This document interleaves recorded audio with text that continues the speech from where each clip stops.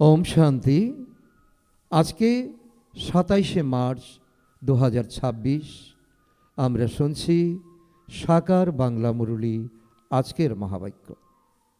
এই মহাবাক্যে বাবা বলেছেন, মিষ্টি বাচ্চারা, জ্ঞান সাগর বাবার দ্বারা তোমরা মাস্টার জ্ঞান সাগর হও।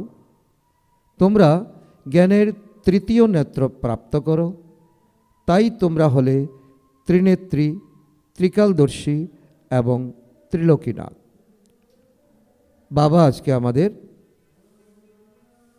এই শিক্ষা দিতে এসে, আজকের পাঠ পড়াতে এসে বাবা আমাদের যেমন বরদান দিচ্ছেন তেমন শিক্ষা দিচ্ছেন যে তোমরা কোনো সাধারণ আত্মা নও, তোমরা হলে মাস্টার জ্ঞান সাগর আত্মা।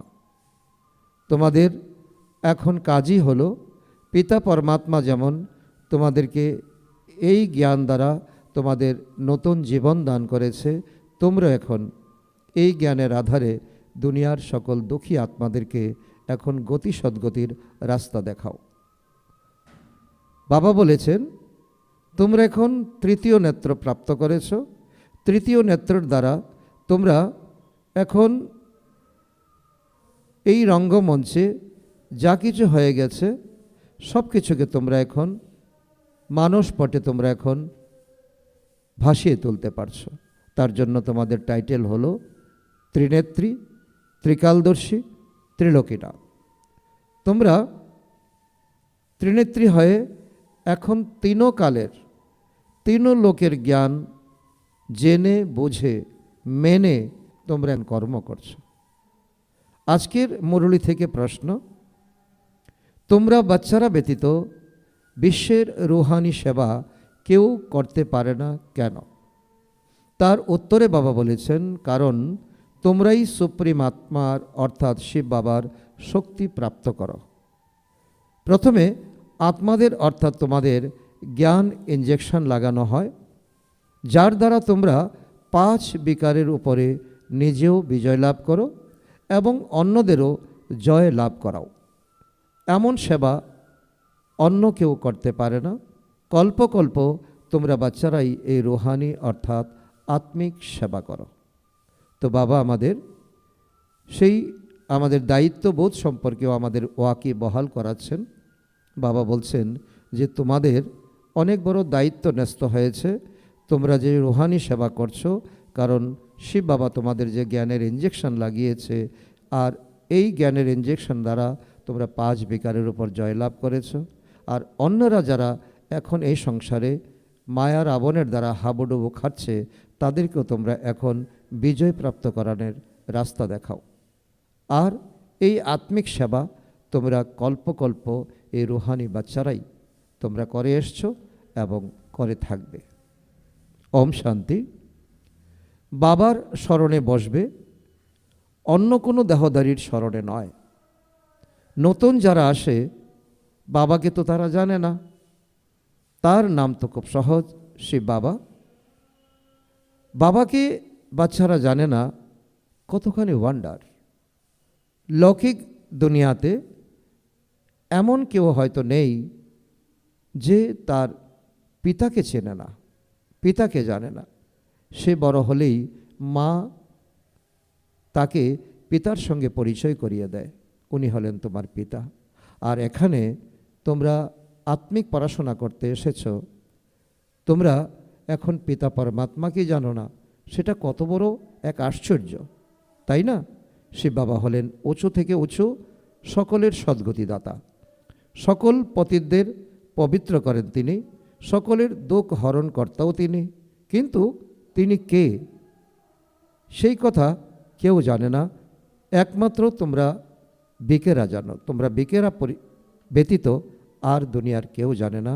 তোমরা হলে তার পত্র পত্রী, তাহলে তো নিশ্চয়ই নিজের পিতা এবং তার রচনার আদি মধ্য এবং অন্তের কথা জানবে। বাবার দ্বারা আত্মারূপী বাচ্চারা সব কিছু জানতে পারে। তো এই হলো পতিত দুনিয়া।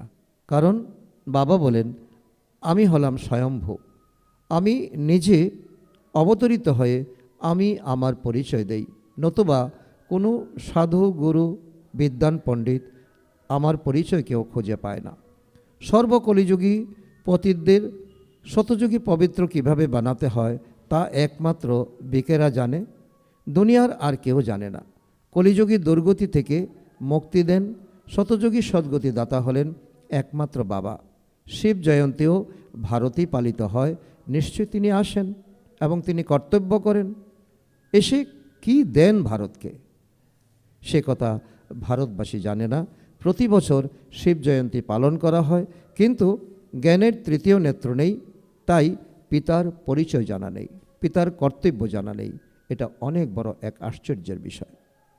আজকের মুরলী থেকে গীত, নয়নহীনকে পথ দেখাও প্রভু। এই গীত মানুষের তৈরি করা, যে আমরা সবাই হলাম নয়নহীন অর্থাৎ অন্ধ। আমাদের চর্মচক্ষু তো আছে, কিন্তু আমাদের তৃতীয় নেত্র নাই। এই দৈহিক স্থূল নয়ন তো সবারই আছে, কিন্তু নিজেকে নয়নহীন বা দৃষ্টিহীন কেন বলে? বাবা বসে বোঝান যে জ্ঞানের তৃতীয় নেত্র কারো কাছে নেই, তার জন্য মানুষ এখন নিজেকে নয়নহীন বলছে। বাবার পরিচয় না জানা অর্থাৎ এ হলো অজ্ঞান এবং জ্ঞানহীন। বাবার পরিচয় বাবার দ্বারা প্রাপ্ত করা হয়, একই জ্ঞান বলা হয়। বাবা এসে বলেন, এই আমার পরিচয় তোমাদেরকে দিচ্ছি, তোমার পরিচয় তোমাদেরকে দিচ্ছি। তো এটাই হলো স্পিরিচুয়াল নলেজ, আর এটাকেই বলা হয় সত্যিকারের জ্ঞান। বাবা জ্ঞানের তৃতীয় নেত্র প্রদান করেন, যার দ্বারা তোমরা সম্পূর্ণ রচনার আদি মধ্য অন্তকে জানো। জ্ঞান সাগরের সন্তান তোমরা, মাস্টার জ্ঞান সাগর হয়ে যাও। তৃতীয় নেত্র অর্থাৎ ত্রিনেত্রী, ত্রিকালদর্শী, ত্রিলোকীনাথ হয়ে যাও। ভারতবাসী এই কথা জানে না যে এই লক্ষ্মীনারায়ণ কে ছিলেন, সত্যযুগের মালিক ছিলেন। এই উত্তরাধিকার তারা পেলেন কিভাবে, কবে এসেছিলেন, পরে কোথায় গেলেন, পুনরায় রাজ্য কিভাবে পেলেন, কিছুই জানে না। দেবতারা হলেন পবিত্র, তাই না? পবিত্র তো অবশ্যই বাবা করবেন। তোমরা ভারতবাসী বাবা বসে তোমাদের বোঝান, বাবা বসে বাবার পরিচয় প্রদান করেন, তোমাদের পরিচয় দেন বাবা। যারা দেবতাকে অর্থাৎ শিবকে, দেবতাকে আর শিবকে যারা বিশ্বাস করে, শিবের জন্ম হয় ভারতে, উচ্চ থেকে উঁচু হলেন ভগবান। শিব জয়ন্তীও এখানে পালিত হয়। জগদম্বা, জগৎপিতা ব্রহ্মা এবং সরস্বতীর জন্ম এখানেই ভারতেই পালন করা হয়। আচ্ছা, লক্ষ্মীনারায়ণের জন্ম এখানে হয়, তারাই হলেন রাধে কৃষ্ণ। লক্ষ্মীনারায়ণের আগে ছোটবেলায় তারা ছিলেন রাধে কৃষ্ণ, আর পরিণত বয়সে তারা হন লক্ষ্মীনারায়ণ। এই কথাও ভারতবাসী জানে না। তারা বলে পতিত পাবন এসো, অর্থাৎ নিশ্চয়ই সবাই পতিত হয়েছে। সাধু সন্ন্যাসী, ঋষিমুনি ইত্যাদি সবাই আহ্বান করে যে আমাদের পবিত্র করতে এসো। অন্যদিকে কুম্ভ মেলায় স্নান করতে যায় কেন? বলে আত্মাতে কোনো, আত্মা নির্লেপ, আত্মার মধ্যে কোনো ল্যাপছেপ পড়ে না, শরীরের মধ্যে ল্যাপছেপ পড়ে, তাই শরীরকে গঙ্গা জল দিয়ে ধৌত করো, পরিষ্কার করো। তার জন্য গঙ্গা জলে যায়, ভাবে গঙ্গা হলো পতিত পাবনী, আহ্বান করে পতিত পাবন এসো। তাহলে মানুষ পবিত্র করবে কিভাবে? বাবা বুঝান, তোমরা প্রথমে দেবী দেবতা ধর্মের ছিলে, তখন সবাই পবিত্র ছিল, ষোলকলা সম্পন্ন, সর্বগুণ সম্পন্ন। এখন পতিত হয়েছে, বলে যে প্রভু পথ দেখাও। নয়নহীন আমরা, কোথাকার পথ? তারা বলে বাবা জীবন মুক্তির পথ বলে দাও। আমাদের মধ্যে 5 বিকার আছে বাবা। আমরা যখন সবাই স্বর্গে ছিলাম তখন নির্বিকার ছিলাম, নির্বিকারী ছিলাম, এখন বিকারী পতিত হয়েছি। এই বিষয়ে কিছু রহস্য বুঝিয়ে দাও। এইসব কোনো পুরাতন কাহিনী নয়। বাবা বুঝান শ্রীমদ্ ভগবদ গীতা অথবা পরমাত্মা দ্বারা উচ্চারিত গীতা। পতিতদের পবিত্র করেন নিরাকার ভগবান, মানুষকে ভগবান বলা হয় না। বাবা বলেন এই যে এত বড় বড় গুরু আছে, তা সত্ত্বেও ভারত এমন পতিত করিতুল্য হয়েছে কেন? গতকালের কথা, ভারত স্বর্গ ছিল, বাবা ভারতকে স্বর্গের উপহার দিয়েছিলেন। ভারতবাসী পতিতদের এসে রাজযোগ শিখিয়ে পবিত্র বানিয়েছিলাম। বাবা বলে, আমি তোমাদেরকে এই স্বর্গরূপী উপহার তোমাদেরকে দিয়েছিলাম, আর তোমরা পতিত হয়ে গিয়েছিলে, তোমাদেরকে রাজযোগ শিখিয়ে আমি পবিত্র করেছিলাম। এ হলো আমার কর্তব্য। এখন বাবা আবার এসেছেন, কেন?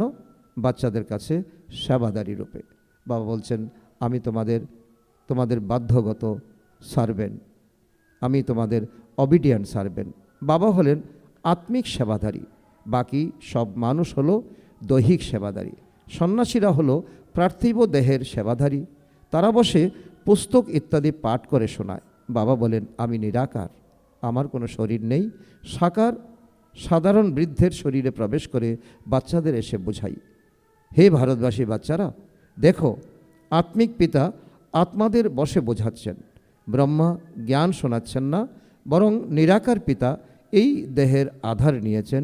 শিবের নিজস্ব দেহ তো নেই, শালিগ্রাম আত্মাদের তো নিজস্ব দেহ আছে। সেজন্য বাবা বলেন, এখন তোমরা এটা বুঝে নাও, তোমরা হলে জীবাত্মা। আত্মা এবং জীবের সমন্বয়ে এখন তোমরা জীবাত্মা। তোমাদের পঞ্চকর্মেন্দ্রিয় আছে, পঞ্চকর্মেন্দ্রিয় দ্বারা তোমরা কর্ম করো। আত্মারা পুনর্জন্মের চক্রে এসে পতিত হয়, এখন তো সম্পূর্ণ দুনিয়াই হলো পতিত। পবিত্র একজনও নেই। তোমরা শতপ্রধান ছিলে, তারপর খাদ পরে শত থেকে রজ তমতে এসেছ। তোমরা ভারতবাসী, তোমাদের কাছে শিব বাবা এসে শরীর ধারণ করে, যাকে ভাগীরথ বলা হয়। মন্দিরে শঙ্করের চিত্র দেখানো হয়, কারণ তারা তো শিব শঙ্কর একই ভেবে নিয়েছে। এই কথা বোঝে না যে শিব তো হলেন নিরাকার, শঙ্কর হলেন আকারী। শিব শঙ্কর একই বলে কিভাবে? আচ্ছা, তারপর বলদের উপরে যাত্রা করে কে? এমনও বলে দেয় যে ভগবান শিব ষাঁড়ের উপর যাত্রা করে এই দুনিয়াতে এসেছে। শিব অথবা শঙ্কর কে? বলদের উপর কে যাত্রা করেন? সূক্ষ্মবতনে ষাঁড় কোথা থেকে আসে? শিব থাকেন মূল বতনে, শঙ্কর থাকেন সূক্ষ্মবতনে। শিবের কর্তব্য হলো কল্যাণকারী, আর শঙ্করের কর্তব্য হলো বিনাশ। মূল বতনে সবাই আত্মারূপে বাস করে, সূক্ষ্মবতনে কেবল ব্রহ্মা, শঙ্কর, বিষ্ণু আছে, সেখানে পশু ইত্যাদি নেই। সুতরাং যে দেখিয়েছে মন্দিরে মন্দিরে যে ষাঁড় দেখানো হয়, তার অর্থ কী? বাবা বলেন, আমি সাধারণ বৃদ্ধের শরীরে প্রবেশ করি, তিনি ছিলেন পুরুষ। তোমাদের আমি বোঝাই, তোমরা বাচ্চারা নিজেদের জন্মের কাহিনী জানো না। শতযুগ থেকে তোমরা কতগুলি জন্ম নিয়েছ? কত জন্ম নিয়েছ? ম্যাক্সিমাম 84 জন্ম। এটি এখন এই জন্মটি হলো শেষ জন্ম। ভারত যে অমরলোক পবিত্র ছিল, সেই ভারত এখন মৃত্যুলোক পতিত হয়েছে। সর্বজনের সদ্গতি দাতা হলেন একজন, তাই না? রুদ্রমালা হলো পরমপিতা পরমাত্মা নিরাকার শিবের। শ্রী শ্রী 108 রুদ্রমালা বলা হয়। সবাই হলো শিবের গলার হার। বাবা তো হলেন সর্বের সদ্গতি দাতা, সর্বকে অবিনাশী উত্তরাধিকার প্রদান করেন। লৌকিক পিতার কাছে দৈহিক জগতের উত্তরাধিকার প্রাপ্ত হয়, যাকে সন্ন্যাসীরা কাক বিষ্টা সম সুখ বলে। তারা বলেন ব্রহ্ম সত্য, জগৎ মিথ্যা। বাবা বলেন, যথাযথভাবে তোমাদের এই সুখ কাক বিষ্টা সমসুখ। বাবা স্বয়ং এসে পতিতদের পবিত্র করেন, অথবা কাঁটাদের ফুলে পরিণত করেন জ্ঞানের দ্বারা।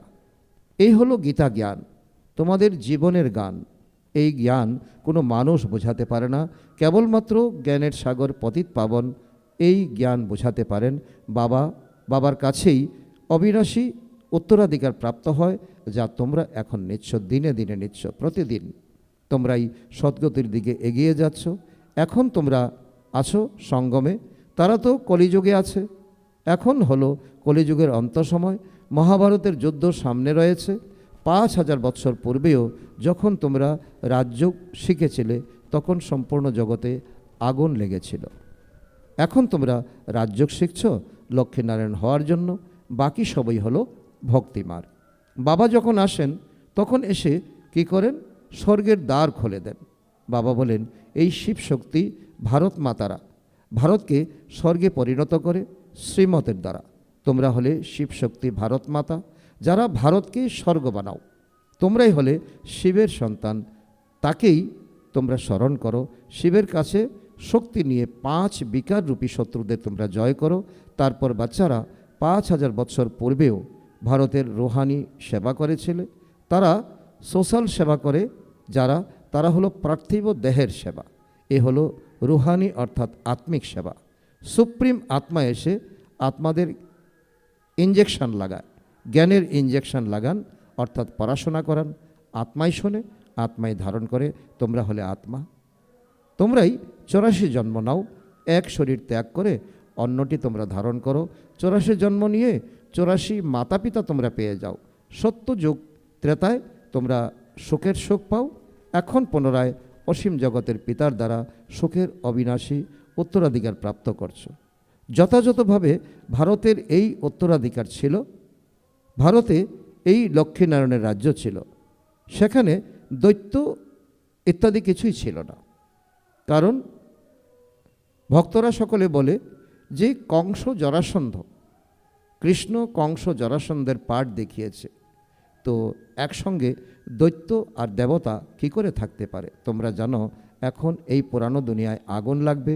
আমি এসে জ্ঞান যজ্ঞ রচনা করি, তোমরা সবাই পবিত্র দেবতায় পরিণত হও। 1000 জন আছে যারা দেবতা হওয়ার পুরুষার্থ করছে। বাবা এসেছেন সদ্গতি করতে। বাচ্চারা তোমাদেরকে কাঁটা থেকে ফুলে পরিণত করছেন, তোমাদের জ্ঞানের তৃতীয় নেত্র প্রদান করছেন, যাতে তোমরা সম্পূর্ণ ড্রামার বিষয়ে শিব বাবা কীরূপ পার্ট প্লে করেন সব জানতে পারো। ব্রহ্মা ও বিষ্ণুর কি কানেকশন সেসবও জানতে পারো। তারা দেখায় বিষ্ণুর নাভি কমল থেকে ব্রহ্মা উদয় হয়েছেন। ব্রহ্মা গিয়ে বিষ্ণুরূপে পরিণত হন। যেই ব্রহ্মা তিনিই বিষ্ণু, যিনি বিষ্ণু তিনিই ব্রহ্মা। তো ব্রাহ্মণরা পরিণত হয় দেবতায়। বিষ্ণু থেকে ব্রহ্মা হতে কত সময় লাগে? 5000 বছর সময় লাগে। এই জ্ঞান এখন তোমাদের কাছে আছে, তোমরা ব্রাহ্মণ। তোমাদের নাভি কমল থেকে বিষ্ণুপুরী প্রকট হচ্ছে। তারা তো চিত্র তৈরি করেছে যে বিষ্ণুর নাভি থেকে ব্রহ্মার উদয় হয়। তারপরে সর্ববেদ শাস্ত্রের সার বলেন। এখন তোমরা ব্রহ্মা দ্বারা সম্পূর্ণ সার বুঝেছ, অর্থাৎ ব্রহ্মার মুখকমল নিঃসৃত জ্ঞান প্রাপ্ত করেছ। বাবা বলেন মুখ্য ধর্ম হলো 4টি। প্রথম দৈব ধর্মের শাস্ত্র হলো গীতা, দেবী দেবতা ধর্মের। গীতা গায়ন করেন কে? শিব বাবা। জ্ঞান সাগর পতিত পাবন সুখের সাগর হলেন শিব বাবা। তিনি বসে ভারতকে স্বর্গে পরিণত করেছেন, কৃষ্ণ নয়। কৃষ্ণ তো আমার দ্বারা জ্ঞান শ্রবণ করে পরে কৃষ্ণ হয়েছে, অর্থাৎ এই কথাটি গুপ্ত কথা, তাই না? নতুন আত্মারূপী বাচ্চারা এইসব কথা বুঝবে না। একেই বলা হয় নরক। আসন্ন সময়টিকে বলা হয় স্বর্গ। শিব বাবা স্বর্গের স্থাপনা করেন, সেইখানে লক্ষ্মীনারায়ণ রাজত্ব করতেন। এখন তোমরা মানুষ থেকে দেবতায় পরিণত হচ্ছ। বাবা বলেন এই মৃত্যুলোক দুঃখধামে এই হলো তোমাদের শেষ জন্ম। ভারত অমরলোক ছিল, সেখানে দুঃখের নাম ছিল না। ভারত পরিস্থান ছিল, এখন কবরখানায় পরিণত হয়েছে, পুনরায় পরিস্থান হবে। এসব কথা বুদ্ধি দ্বারা বুঝতে হবে, কারণ তোমাদের জন্মের সময় তোমাদের ফ্রিডম এবং উইজডম দিয়ে দেওয়া হয়েছে। এর দ্বারা বিচার বিশ্লেষণ করে তোমরা বুঝতে পারো এ হলো মানুষ থেকে দেবতা হওয়ার পাঠশালা। এইখানে কোনো সন্ন্যাসীদের সৎসঙ্গ নেই, যেখানে বসে শাস্ত্র পাঠ করে শোনানো হয়। এসব কথা কোনো আত্মা বুঝবে না যতক্ষণ না সে 7 দিনের কোর্স করছে। এই সময় সব মানুষ মাত্রই হলো ভক্ত, তাদের আত্মাও স্মরণ করে, কারণ ভক্তরাও ভগবানকে খুঁজছে। একমাত্র প্রিয়তম পরমাত্মার সবাই হলো প্রিয়তমা। বাবা বসে সত্যখণ্ড গঠন করেন। আধাকল্প পরে রাবণ এসে মিথ্যাখণ্ডে পরিণত করেন। এখন সঙ্গম। এসব কথা বুঝতে হবে ক্লিয়ারভাবে, তবেই বাবা বলছে তোমরা জ্ঞান সাগর, তোমাদের এখন জ্ঞান সাগর থেকে জ্ঞান প্রাপ্ত করে তোমরা এখন মাস্টার জ্ঞান সাগর হচ্ছ। আচ্ছা, মিষ্টি মিষ্টি হারানিধি বাচ্চাদের প্রতি মাতা পিতা বাপদাদার স্মরণের স্নেহসুমন আর সুপ্রভাত। আত্মাদের পিতা তার আত্মারূপী বাচ্চাদের জানাচ্ছেন নমস্কার। আমরা আত্মারূপী সন্তানরা আমাদের মাতা পিতা বাপদাদাকে জানাই স্মরণের স্নেহসুমন, সুপ্রভাত ও নমস্কার। ধন্যবাদ বাবা, ধন্যবাদ। ধারণার জন্য আজকের মুরলী থেকে ধারণার জন্য মুখ্যসার।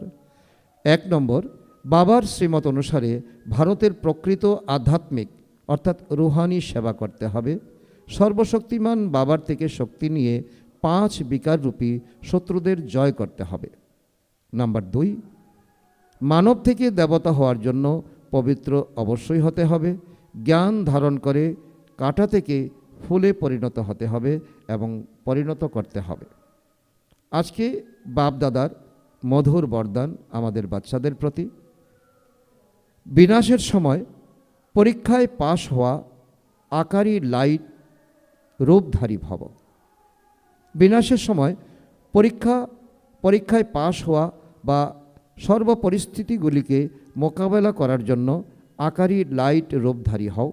যখন চলতে ফিরতে লাইট হাউস হয়ে যাবে তখন তোমাদের এই রূপ শরীর দেখা যাবে না। যেরকম অভিনয় করার সময় অন্য চোলা ধারণ করো, আবার অভিনয় শেষ হয়ে গেল চোলা খুলে রেখে দাও। তো এই 1 সেকেন্ডে ধারণ করো আর 1 সেকেন্ডে ডিটাচ হয়ে যাও।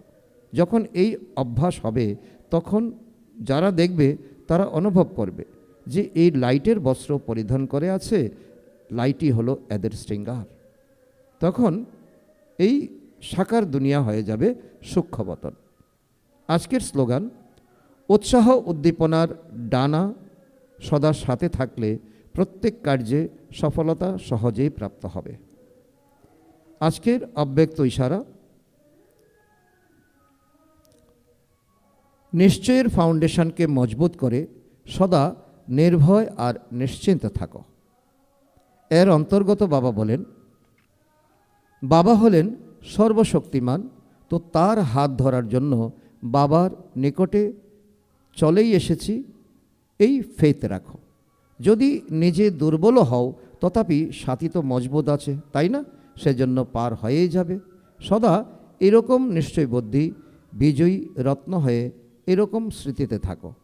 অতীতকে বিন্দু লাগিয়ে এগিয়ে যেতে থাকো। বিশেষ নোট, আজ প্রিয় বাপদাদার অত্যন্ত আদরের লাডলি দেশ বিদেশের সকল ব্রাহ্মণ পরিবারের জান আমাদের সকলের হৃদয়ের উপর রাজ্য করতে থাকা মিঠি জানকীজির পূর্ণ স্মৃতি দিবস। দাদিজি 104 বছরের আয়ুষ্কাল পর্যন্ত বিধিহী এবং জীবনমুক্ত স্থিতিতে থেকে জ্ঞান দানের সাথে সাথে গুণের দান করে পুরো পরিবারকে অলৌকিক পালনা করেছেন। ওনার সারগর্ভ বাণী জ্ঞানের অনেক গুহ্য রহস্যের দ্বারা ভরপুর ক্লাসগুলি সকলের মার্গদর্শন করতে থাকে। আজও ওনার ছত্রছায়া এবং ওনার দ্বারা প্রাপ্ত হওয়া অমূল্য শিক্ষাগুলি অনেক ব্রহ্মাবৎসের কানে গঞ্জিত হতে থাকে। দাদিজি সততা, স্বচ্ছতা আর সাধারণত্বের প্রতিমূর্তি ছিলেন। দাদিজি দ্বারা প্রাপ্ত হওয়া অমূল্য শিক্ষা সকলের মধ্য থেকে কিছু শিক্ষা লিখছি।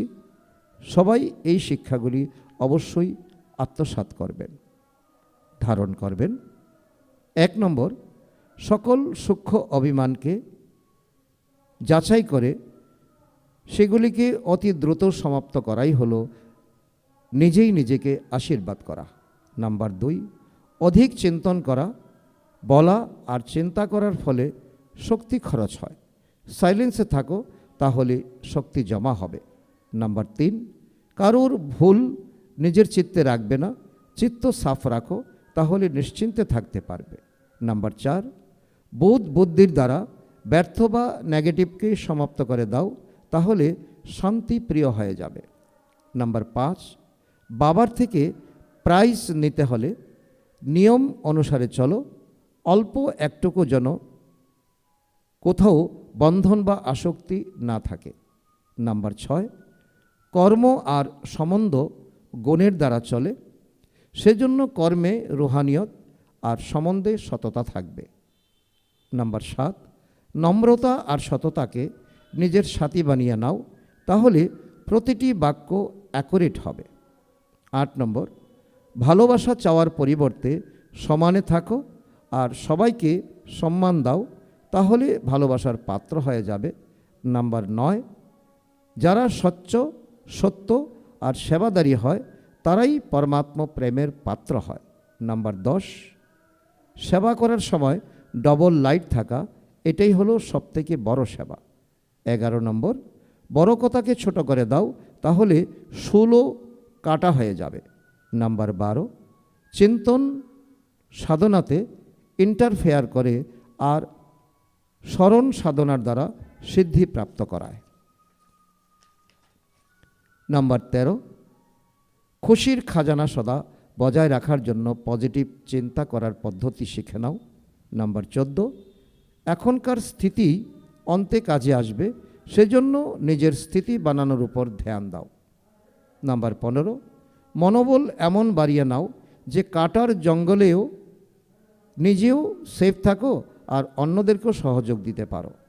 নাম্বার 16 এবং লাস্ট, অপবিত্রতা থেকে মুক্ত হতে হবে, তাই আন্তরিক বৈরাগ্য বৃত্তি ধারণ করো। আচ্ছা, ওম শান্তি।